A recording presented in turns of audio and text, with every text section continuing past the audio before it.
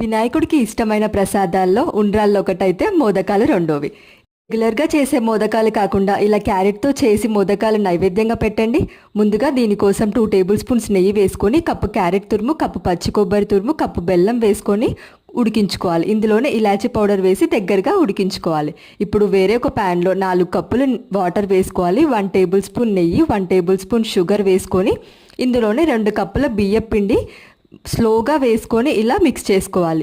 ఇప్పుడు ముందుగానే ప్రిపేర్ చేసుకున్న మనం క్యారెట్ మిక్చర్ని రౌండ్ బాల్స్గా చేసుకోవాలి. ఈ బియ్యపిండి మిక్చర్ని రౌండ్ అప్పల్లాగా చేసుకొని ఇందులోనే ముందుగా ప్రిపేర్ చేసుకున్న ఈ క్యారెట్ మిక్చర్ చేసి మోదక్ షేప్స్లో చేసుకోవాలి.